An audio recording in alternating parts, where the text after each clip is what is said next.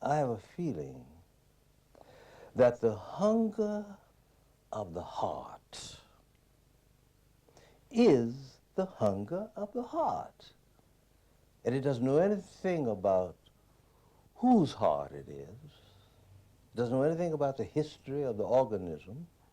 It doesn't know anything about it. It knows that the hunger of the heart, and I think, you see, that the hunger of the heart is what the Creator places as his imprimatur on everything that is created, which says that you belong to me and I belong to you.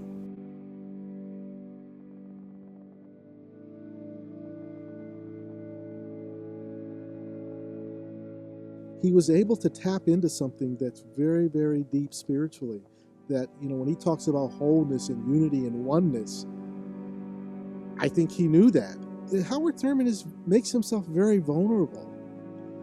He allows us to see him, to see his seeking, to experience his heart, his inquisitiveness, his hurts, his pains. I mean, he puts it all out there.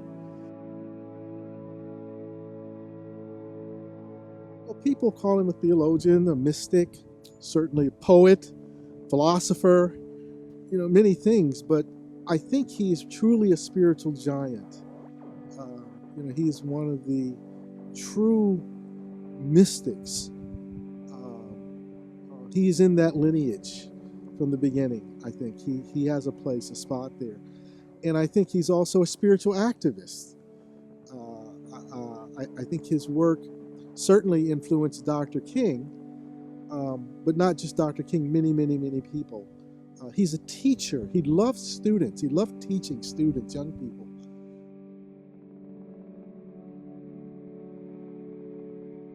Thurman speaks about Jesus, and one of the things that got Jesus in trouble was that he redefined the meaning of neighbor.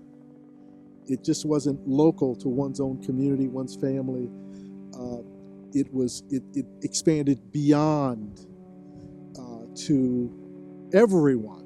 He talks about the making of one's heart a swinging door, so people from far away, those who are unknown, can come to us in that way and visit us when we make of our heart a swinging door. So neighbor is, everyone is our neighbor, all people.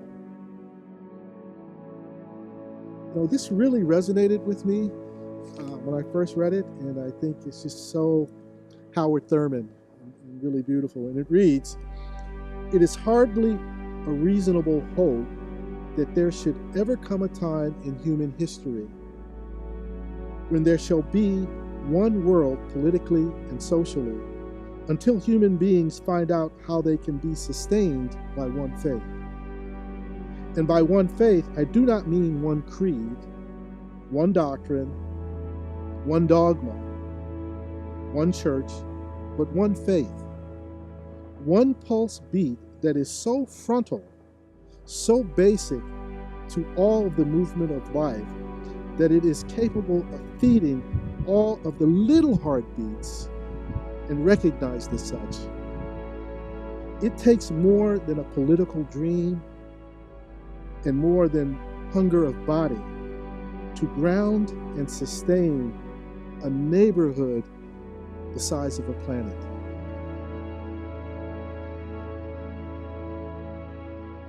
Yeah, I think his work is timeless.